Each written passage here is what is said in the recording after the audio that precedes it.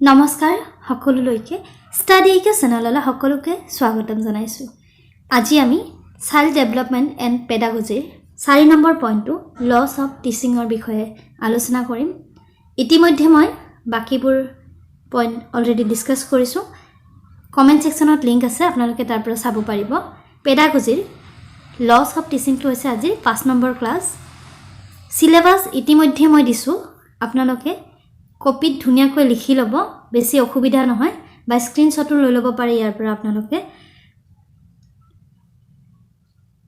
আৰু ডেসক্ৰিপচনত লিংক আছে গোটেই সিলেবাসৰে TET Cum Recruitment টেষ্টৰ 2024ত আহিবলগীয়া সিলেবাসৰ যেটো ভিডিও বনাইছিলো হেয়া লিংক ইয়াতে আছে, আপোনালোকে চাব পাৰিব। তেন্তে স্টাৰ্ট কৰিছো আজি। প্ৰথমতে দা লছ অফ টিচিং সম্পৰ্কে আমি জানিলম। এই বিষয়ে জানি লোৱাৰ পিছত আমি মাল্টিপল চইচ কুৱেশ্যন কিছুমান ডিসকাস কৰিম ইয়াৰ পিছত। কিন্তু প্ৰথমতে আপোনালোকৰ কনসেপচুৱেল আন্ডাৰষ্টেণ্ডিং থকাটো ভাল, সম্যক ধাৰণা থাকিব লাগিব কিনো হয়, যাতে পৰীক্ষাত আপোনালোকে কনফিউজ নহয়। The loss of teaching are fundamental principles that guide effective teaching and learning process. The laws of teaching were developed by John Milton Gregory. সকলো কথাৰে আমাৰ নিয়ম থাকে নহয় জানো, শিক্ষণৰো কিছুমান নিয়ম আছে। সেই লসমূহ প্ৰথমতে ডেভেলপ কৰিছিলে জন মিল্টন গ্ৰেগৰীয়ে। পৰীক্ষাত আহিব পাৰে ফাউণ্ডাৰজন কোন আছিলে? An American educator and author. He presented these laws in his book The 7 Laws of Teaching. পৰীক্ষাত আহিব পাৰে দেই, বহুত ইম্পৰ্টেণ্ট। কিতাপখনৰ নামটো চাই ল'ব আৰু তেখেতৰ নামটো। First published in 1884, this work outlines 7 essential principles for effective teaching and learning. 7টা বহুত আৱশ্যকীয় প্ৰিন্সিপলৰ কথা তেখেতে কৈছিলে যাতে টিচিং লাৰ্নিং প্ৰসেসটো ফলপ্ৰসূ হয়। কেৱল আমি শিকালেই নহব, সেই শিকনটো ছাত্ৰ ছাত্ৰী ল'ব পাৰিছে নাই তাৰ ওপৰত আমি গুৰুত্ব দিব লাগিব। তাৰ বাবে 7টা এসেনশিয়াল প্ৰিন্সিপলৰ কথা তেখেতে কৈছিলে। and it remains influential in education theory. আৰু বহুত ইনফ্লুয়েন্সিয়াল, বহুত প্ৰভাৱান্বিত কৰিছে সকলোকে এডুকেশ্যন থিওৰি হিচাপে। দ্য লছ অফ টিচিঙৰ আমি কেইটামান মেইন লছ ইয়াতে আমি ডিসকাস কৰিম, কেইটামান প্ৰিন্সিপল। প্ৰথমতে লছ অফ টিচিঙৰ বিষয়ে ক'বলৈ হ'লে ফাৰ্স্ট পইণ্টটো আছে ল অফ ৰেডিনেছ। পৰীক্ষাত আহিব পাৰে যে ইয়াৰ ভিতৰত কোনটো লছ অফ টিচিঙৰ ভিতৰত পৰে। তিনিটা আমি লছ অফ টিচিঙৰ ভিতৰত নপৰা বস্তু তাত থাকিব অপচনত, আৰু হয়তো ল অফ ৰেডিনেছ থাকিব। তেতিয়া দেখিয়ে যাতে আপোনালোকে জানে, সেই কাৰণে পঢ়ি যোৱাটো ভাল। Learning occurs best when students are ready to learn. শিক্ষা কেতিয়া সফল হ'ব? যেতিয়া ষ্টুডেণ্টে ৰেডি থাকিব শিকিবলৈ। ষ্টুডেণ্ট যদি ৰেডি নহয়, ছাত্ৰ ছাত্ৰীয়ে যদি শিকিবই নিবিচাৰে, আপুনি যিমান যি কৰিলে তেওঁলোকে নিশিকিব। চ' ৰেডিনেছটো খুব important. A student must be mentally, emotionally and physically prepared for learning. ছাত্ৰ ছাত্ৰী যদি কিবা বেমাৰ হৈ থাকে বা ইমোশনাল কিবা প্ৰবলেম হৈ থাকে, তেওঁলোকে কিন্তু শিকিব নোৱাৰিব সেই পৰিৱেশত। Teachers should ensure that students are motivated. তেওঁলোকক মোটিভেশ্যন দিব লাগে, অভিপ্ৰায় থাকিব লাগিব জড়িত পঢ়া শুনাৰ লগত। And in the right frame of mind before introducing new content. শিক্ষক এজনে যেতিয়া নতুন কিবা বস্তু শিকাব তেওঁলোকক, তাৰ বাবে তেওঁলোকক সাজু কৰি তুলিব লাগিব কিছুমান মোটিভেশ্যনাল কথাৰে। Providing context and setting objectives help prepare students. তেনেকুৱা কিছুমান এনভাইৰনমেন্ট আমি গঢ়ি তুলিব লাগিব যাতে ছাত্ৰ ছাত্ৰীয়ে খুব মনোযোগেৰে পাঠটো ল'বলৈ আগ্ৰহী হয়। Law of exercise. Second point, practice and repetition strengthen learning. আমি যদি কিবা এটা বস্তু শিকো আৰু যদি তাক ৰিপিট নকৰো, আমি কিন্তু পাহৰি যাওঁ নহয়নে? পৰীক্ষাৰ আগতেই আমি নিজেও এক্সাৰসাইজ কৰো, ৰিপিট কৰো কিনো পঢ়িছো। The more a concept is used or practiced, the better is retained. যিমানে আমি প্ৰেক্টিস কৰিম সিমানে আমাৰ মগজুত ৰিটেইন হৈ থাকিব। Teachers should provide ample opportunities for students to practice new skills and concepts. শিক্ষকে অপৰচুনিটি ছাত্ৰ ছাত্ৰীক দিব লাগে যাতে তেওঁলোকে প্ৰেক্টিস কৰিব পাৰে নতুন নতুন কিছুমান স্কিল বা কৌশল আৰু কনসেপ্টসমূহ। This could include exercises assignments and real life application. যেনে এক্সাৰসাইজ কিছুমান দিয়া হয় ম্যাথমেটিক্স যেতিয়া শিকায় তাৰ পিছত আমাক ঘৰত কিছুমান এক্সাৰসাইজ কৰিবলৈ দিয়ে ছাত্ৰ ছাত্ৰী কিয় দিয়ে যাতে এক্সাৰসাইজ কৰিলে আমাৰ মনত থকা শক্তিটো বৃদ্ধি হয় আৰু ৰিয়েল লাইফ এপ্লিকেশন অলৰেডি আমি আগৰ চেপ্টাৰসমূহত পাইছোৱে যে যেটো বস্তু আমি ৰিয়েল লাইফত পাওঁ তাক বেছি ভালকৈ মনত ৰাখো আমি Number 3 law of effect learning is strengthened when it is followed by a satisfying result and weakened when it is followed by discomfort or dissatisfaction যেতিয়া আমি কিবা শিকো আৰু তাৰ যদি ৰিজাল্টটো ভাল হয় আমি বেছি ভালকৈ মনত ৰাখো আৰু যদি কিবা ৰিজাল্ট আমাৰ বেয়া হয় আমি তাক পাহৰিবলৈ চেষ্টা কৰো Positive reinforcement encouragement and constructive feedback make students feel good about their efforts thereby improving learning outcomes যদি ধৰক আপোনাৰ একেবাৰে শেষৰজন ছাত্ৰই অলপমান ভাল মাৰ্কস পাইছে সাপোজ ইউনিট টেষ্টত 20 ৰ ভিতৰত তেওঁ 12 পাইছে আপুনি যদি তেওঁক ভাল ফিডব্যাক এটা দিয়ে যে তুমি নেক্সট টাইম 20 আউট অফ 20 পাবলৈ চেষ্টা কৰিবা এবাৰ তুমি ভাল মাৰ্কস পাইছা 12 তোমাৰ কাৰণে ইমান বেয়া নহয় তুমি বহুত আগবাঢ়িছা এনেকুৱা যদি পজিটিভ এটা ফিডব্যাক দিয়ে সেই লৰাজনে নিশ্চয় নেক্সট টাইম 20 নহলে তো 16 আনিবলৈ চেষ্টা কৰিব এক্সামত সো আমি সদায় ভাল ফিডব্যাক দিবলৈ চেষ্টা কৰিব লাগে ছাত্ৰ ছাত্ৰীক যাতে তেওঁলোকে ডিসকমফৰ্ট বা ডিসস্যাটিসফাইড নহয় next law of recency The things mostly learned are best remembered. The last information a student engages with tends to stick more easily. যিবোৰ বস্তু আমি ৰিসেন্টলি শিকো তাক অলপ বেছি ভালকৈ মনত ৰাখো পৰীক্ষাৰ আগত যদি আমি এবাৰ চাই যাও আমাৰ এনসাৰ সমূহ বা কিতাপখন যদি ভালকৈ পঢ়ি লও এক্সামৰ আগত আকৌ এবাৰ তাক বেছি ভালকৈ মনত ৰাখো হেহে ল অফ ৰিসেন্সিৰ কথা কৈছে মানে ৰিসেন্টলি আমি যেটো শিকো applications teachers should summarize key points at the end of a lesson and review important content regularly to reinforce memory শিক্ষক এজনে এটা পাঠ শিকাই যায় হয়তো সেই পাঠটো শেষ কৰোতে এক সপ্তাহ লাগিব পাৰে বা 10 দিনও লাগিব পাৰে যদি শেষ হোৱাৰ পিছত আকৌ এবাৰ তেওঁ সামাৰাইজ কৰে সেই চেপ্টাৰটো তেন্তে ষ্টুডেন্টৰ বেছি ভালকৈ মনত থাকে আৰু মেমৰাইজ কৰিব পাৰে কি কি শিকিছিলে Next is a law of primacy. The first experience or learning tends to create a strong, lasting impression. আমাৰ যেটো প্ৰথম এক্সপেৰিয়েন্স হয় যে কোনো ক্ষেত্ৰতে কোনোবা এখন ঠাইত যোৱাই হোক বা কোনোবা এখন স্কুলত নতুনকৈ এডমিশন লোৱাই হোক বা নতুন কোনোবাক লগ পালে সেই ফাৰ্স্ট এক্সপেৰিয়েন্সটো আমাৰ মনত থাকে আৰু তাৰ ইমপ্ৰেছনটো বহুত দিনলৈ লাস্টিং কৰে হেতু হৈছে law of primacy What is learned first is retained best যেটো আমি প্ৰথম শিকো হেতু আমাৰ বেছি মনত থাকে Teachers should ensure that initial learning experience are clear, accurate and positive as correcting misconception later can be difficult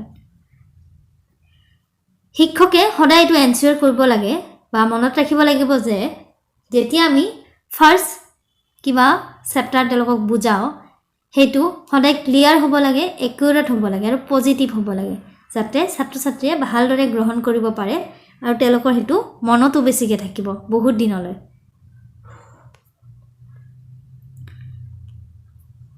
এই পইণ্টছবোৰ চাই যাব পৰীক্ষাত আপোনালোকৰ অসুবিধা নহব যদি আপোনালোকে পইণ্টসমূহ নেচাই কেৱল এমসিকিউ হে পঢ়ি যায় পৰীক্ষাত কিন্তু কনফিউজ হ'ব কাৰণ একেবোৰ কথাই আমি বেলেগ বেলেগ চেপ্টাৰটো পাই আছো কি যত যেটো দৰকাৰ হেতুহে আপুনি মাৰ্ক কৰিব লাগিব Number 6 law of intensity A vivid intense or dramatic experience is more likely to be remembered than a routine or dull one এইবোৰ যদি আপোনালোকে পঢ়ে বাৰে বাৰে ৰিপিট নকৰিলে হ'ব এক্সামৰ আগত এবাৰ পঢ়ি যাব মনত থাকিব বহুত ভালকৈ আৰু মই সিম্পল ল্যাঙ্গুৱেজত দিছো আপোনালোকক আমি যি কোনো বস্তু কেতিয়া মনত ৰাখো যেতিয়া তাৰ পিকচাৰটো ক্লিয়াৰ হয় আমাৰ লগত আৰু যদি আমাৰ ড্ৰামাটিক কিবা এক্সপেৰিয়েন্স হয় তেতিয়া আমি ভালকৈ মনত ৰাখো এনে সদায় দেখি থকা কিবা এটা বস্তু আমি মনত নাৰাখো কিন্তু ইয়াত লিখিছে then a routine or dull one Teachers should make learning engaging and interactive by using visual aids, real life examples, stories, simulations to enhance the intensity of lessons. শিক্ষক এজনে যদি ভিজুৱেল এইড ব্যৱহাৰ কৰে, অডিঅ' ভিজুৱেল এইডছ বা real life example কিছুমান দিয়ে, গল্প শুনায়, তেতিয়া কিন্তু বেছি ভালকৈ মনত থকাৰ শক্তিটো বাঢ়ে ষ্টুডেণ্টৰ। Next law of freedom. এইসমূহ ইমান মই বুজাই থকা নাই, কাৰণ আগৰ চেপ্টাৰসমূহতো আমি একে ধৰণৰ বস্তুৱে পাইছোঁ। Number 7, law of freedom. Learning is more effective when students have freedom in choosing their learning activities. কেতিয়া ইফেক্টিভ হ'ব বুলি কৈছে? যেতিয়া ছাত্ৰ-ছাত্ৰীয়ে স্বাধীনতা পাব, তেওঁলোক কি শিকিব বিচাৰিছে। সদায় একে ধৰণৰ একঘেয়ামী বস্তু শিকাই থাকিলে হয়তো ষ্টুডেণ্টে ভাল নাপাব পাৰে। যেনে আমি ক্লাছ 9-10ত ছাবজেক্ট বাছি ল'ব পাৰোঁ, অল্টাৰনেটিভ ইংলিছ ল'ম নে হিন্দী ল'ম। তেনেকৈ হায়াৰ ছেকেণ্ডাৰীত আমি কি ছাবজেক্ট পঢ়িম, নিজৰ যদি আমাৰ ফ্ৰীডম থাকে, তেতিয়াহ'লে লাৰ্ণিং এক্টিভিটিজটো বেছি ফ্ৰুটফুল হয়। আৰু যদি কিন্তু কিছুমান স্কুলত কি হয়, হায়াৰ ছেকেণ্ডাৰী স্কুলৰ কথা যদি কওঁ, তাত কিছুমান কম্পালচাৰী ছাবজেক্ট থাকে, কাৰণ টিচাৰ কম থাকে। তেতিয়া কিন্তু ষ্টুডেণ্টে মনে নিবিচাৰিলেও সেই ছাবজেক্টটো ল'বলগীয়া হয়, আৰু তাত বেছি ভালকৈ মনোনিৱেশ কৰিব নোৱাৰিবও পাৰে। সেয়েহে স্বাধীনতা থকাটো খুবেই দৰকাৰী ছাত্ৰ ছাত্ৰীৰ বাবে। তেতিয়াহে টিচিং লাৰ্ণিং প্ৰচেছটো ইফেক্টিভ হ'ব। Teachers should offer choices in assignments, projects or learning paths, allowing students to take ownership of their learning process. শিক্ষকসকলে সদায় এছাইনমেণ্ট যেতিয়া দিয়ে, ষ্টুডেণ্টৰ লগতো আমি ডিছকাছ কৰিব লাগে যে কেনে ধৰণৰ এছাইনমেণ্ট দিলে তেওঁলোকে ভাল পাব। বেছি বৰিং এছাইনমেণ্ট তেনেকুৱা দিব নালাগে, য'ত তেওঁলোকে ইণ্টাৰেষ্ট পায় তেনেকুৱা দিব লাগে, যাতে তেওঁলোকে দুগুণ উৎসাহেৰে সেই এছাইনমেণ্টটো কমপ্লিট কৰি আনে। Next, law of association. পৰীক্ষাত কোনটো প্ৰশ্ন সোধে ঠিক নাই, সেয়েহে আটাইবোৰ মই 10টা ইয়াতে দিম, 10টা আপোনালোকে চাই যাব। New knowledge is best understood and retained when it is associated with something already known. Already আমি ডিছকাছ কৰিছোঁ এই বিষয়ে যে নতুন নলেজ এটা কেতিয়া বুজিব পাৰি, যেতিয়া তাক আমি অলৰেডি জানা কিছুমান কথাৰ লগত ৰিজাই দিব পাৰোঁ। যেনে সিদিনা বুজাইছিলোঁ, পোষ্টেল ইঞ্চুৰেঞ্চৰ কথা ডিছকাছ কৰোঁতে আপুনি পোষ্ট অফিচ, ওচৰতে থকা পোষ্ট অফিচৰ এক্সাম্পল দিব পাৰে, বা আপুনি ক্লাছিকেল ডান্স শিকোৱাৰ সময়ত আপুনি নিজৰ সত্ৰীয়া ডান্সৰ কথা ক'ব পাৰে, কালচাৰৰ বিষয়ে শিকোৱাৰ সময়ত আমাৰ বিহুৰ কথা ক'ব পাৰে। তেতিয়া বেছি ভালকৈ তেওঁলোকৰ মনত থাকিব ছাত্ৰ ছাত্ৰীৰ। Teacher should connect new content with students prior knowledge and experiences to make learning more relatable and meaningful. Next, law of transfer. The ability to transfer skills or knowledge from one context to another strengthens learning. Teachers should encourage students to apply what they learn in class to real life situations or different subject areas. Students ক্লাছত যি শিকিছে তেওঁলোকে যদি real life সিচুৱেশ্যনত তাক প্ৰয়োগ কৰিব পাৰে, সেয়া বেছি তাত আমি বেছি গুৰুত্ব দিব লাগে। তেতিয়া ছাত্ৰ ছাত্ৰীৰ টিচিং লাৰ্ণিং প্ৰচেছটো ফলপ্ৰসূ হয়। Next, law of feedback. Feedback is crucial in the learning process. আমি অকণমান আগতেও ক'লোঁ, আৰু সেইটো সদায় পজিটিভ হ'ব লাগে। Immediate and constructive feedback helps learners correct errors and reinforce learning.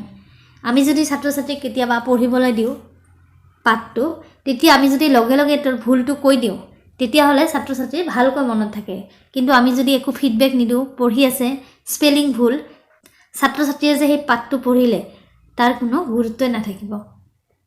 সেয়েহে সদায় ইমিডিয়েট আৰু কনষ্ট্ৰাক্টিভ ফিডবেক দিব লাগে, যাতে ছাত্ৰ ছাত্ৰীয়ে উৎসাহ পায় আৰু তেওঁৰ ভুলটো শুধৰাব পাৰে। Teachers should provide timely and specific feedback on student work, helping them understand their mistakes and how to improve. আমি ইতিমধ্যে 10টা ল অফ টিচিঙৰ বিষয়ে ডিছকাছ কৰিলোঁ। সেই 10টা খুবেই ইম্পৰ্টেণ্ট। এতিয়া পৰীক্ষাত এনেকৈ আহিব পাৰে যে জন মিল্টন গ্ৰেগৰী, পাৰ্টিকুলাৰ তেওঁৰ নামটো ধৰি দিব পাৰে, তেখেতে দিয়া লছ অফ টিচিং কোনটো হয়। 4টা অপশ্যন থাকিব, এই 4টাৰ ভিতৰত কোনটো হয় সুধিব পাৰে। সেয়েহে ইয়াতে আমি এই 7টাও এবাৰ পঢ়ি লওঁ। The 7 laws of teaching according to John Milton Gregory outlined in his book The 7 Laws of Teaching. কোনখন কিতাপত তেওঁ 7 laws of teachingৰ বিষয়ে কৈছিলে পৰীক্ষাত সুধিব পাৰে মনত ৰাখিব provide foundational principles for effective teaching they are the law of the teacher must have a thorough understanding of the subject and continuously grow in knowledge to communicate effectively তেওঁ কৈছিলে যে পঢ়োৱাৰ আগতে শিক্ষকৰ হে লেসনটোৰ প্ৰতি বা সাবজেক্টৰ প্ৰতি থৰো আন্ডাৰষ্টেণ্ডিং থাকিব লাগিব নিজেও জানিব লাগিব তেওঁ কি শিকাই আছে খুব ইম্পৰ্টেন্ট পইণ্টৰ কথা তেখেতে কৈছিলে next 2 number the law of the learner must be attentive and willing to learn অকমান আগতে যে পাইছিলো law of readiness হে ছাত্ৰ ছাত্ৰীৰ শিকাৰ আগ্ৰহ থাকিব লাগিব নহলে আমি শিকাব নোৱাৰিম learning only occurs when the learner actively engages with the material next number 3 the law of the language use must be common to both the teacher and the learner concepts should be explained in clear and understandable terms যি ভাষা ব্যৱহাৰ কৰিব শিক্ষকজনে ছাত্ৰ ছাত্ৰীক পঢ়াবলৈ সেই ভাষাটো কিন্তু কমন হ'ব লাগিব ল্যাঙ্গুৱেজ এজনে বলে ইংলিশ কৈ আছে আৰু এজনে কেৱল গুজৰাটী ভাষাহে বুজে তেতিয়া কিন্তু ছাত্ৰ ছাত্ৰীয়ে বুজিব নোৱাৰিব সাপোজ আমাৰ এছামিজ মিডিয়াম স্কুলত এগৰাকী শিক্ষক আহি পেলাই তেওঁ ইংলিশত খুব ধুনীয়াকৈ বুজাই আছে ক্লাস 2 ক্লাছত কিন্তু আমাৰ ছাত্ৰ ছাত্ৰী একো বুজিব নোৱাৰিব কাৰণ তেওঁলোকে অসমীয়া ভাষাটোহে ভালকে বুজি পায় ক্লাস 2 লৈকে অসমীয়া মিডিয়ামৰ স্কুলত সো ল্যাঙ্গুৱেজটো কমন হ'ব লাগিব টিচাৰ আৰু ষ্টুডেণ্টৰ মাজত Number 4 the law of the lesson the subject matter must be explained by starting with what is already known to the student progressing gradually to new concepts অকমান আগতে পালো যে যিকোনো নতুন চ্যাপ্টাৰ এটা বুজোৱাৰ আগতে অলৰেডি তেওঁলোকৰ প্ৰিভিয়াস নলেজ থকা কথাটো কৈ দিব লাগে তেতিয়া তেওঁলোকৰ বুজিবলৈ সহজ হয় নেক্সট 5 নম্বৰটো চাইছো the law of the teaching process পৰীক্ষা আহিব পাৰে দে কোনটো হয় কোনটো নহয় সুধিব যিকোনো এটা বাছিব লাগিব জন মিল্টন গ্ৰেগৰীয়ে কোৱা ল অফ টিচিংৰ বিষয়ে teaching must involve guiding the learner's mind to discover new knowledge stimulating them to actively engage with the material শিক্ষকে ছাত্ৰ ছাত্ৰীক সদায় যাতে তেওঁলোকে নতুন নলেজ ডিসকভাৰ কৰিব পাৰে তেনেকুৱা ধৰণৰ মোটিভেশন দিব লাগে Next, number 6, the law of the learning process.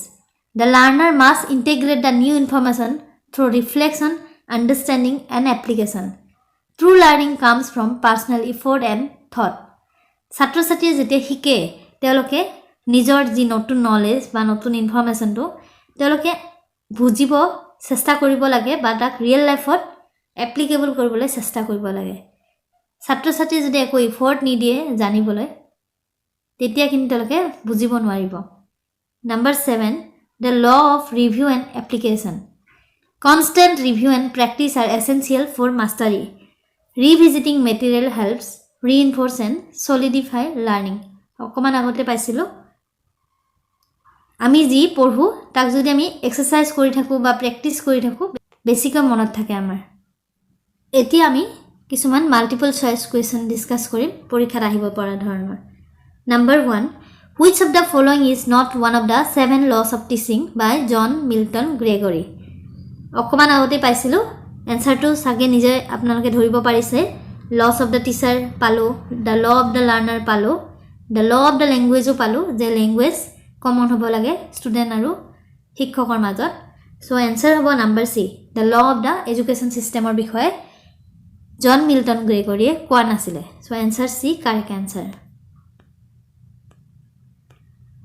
Next, according to the law of the teacher, which of the following is essential for a teacher?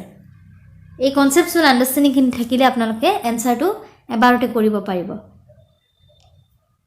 Number B to correct answer হ'ব the teacher must know the subject thoroughly এতিয়া আপোনালোকৰ answer সমূহ কৰিবলৈ easy হৈছে নহয়নে পঢ়াৰ পিছত যিকোনো সাবজেক্টৰ বিষয়ে পঢ়োৱাৰ আগতে শিক্ষকজনৰ নলেজ থাকিব লাগিব এই সাবজেক্টৰ thorough understanding থাকিব লাগিব next question number 3 what does the law of the learner state law of the learner এ কিনো বুজায় number 8 আছে the learner should have an intrinsic desire to learn.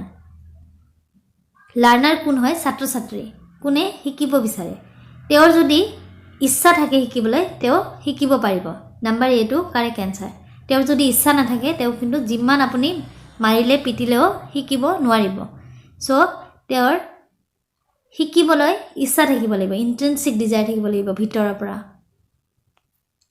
Next প্ৰশ্ন Which law emphasizes the importance of clear communication between teacher and student? Clear communication কেতিয়া হ'ব যেতিয়া এজনে আনজনৰ ভাষা বুজি পাব so answer correct হ'ব the law of language number B correct answer easy লাগিছে না আপোনালোকৰ পঢ়ি পেলাই number 5 the law of the lesson suggests that new knowledge should be presented based on নতুন knowledge দিয়াৰ আগতে আপুনি কি কৰিব কোট আপুনি বেছি গুৰুত্ব দিব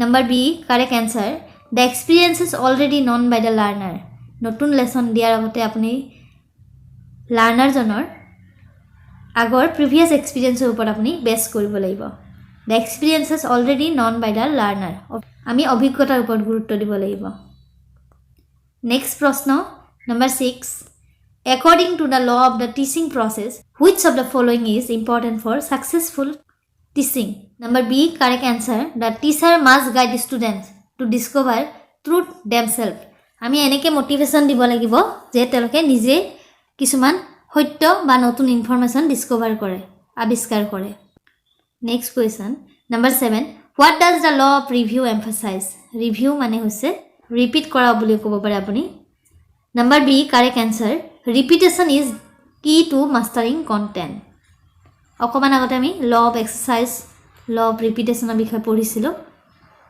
next question which law emphasizes the need for students to put knowledge into practice for effective learning the number A correct answer the law of the learning process আজিলৈ ভিডিওটো ইয়াতে সামৰিছো নেক্সট অতি সোনকালে মই পেডাগজিৰ ভিডিও আপলোড কৰিম আশা কৰিছো ভিডিওটো চাই আপোনালোক উপকৃত হ'ব আৰু প্লিজ ভাল পালে লাইক আৰু শেয়াৰ কৰিবলৈ নাপাহৰিব ধন্যবাদ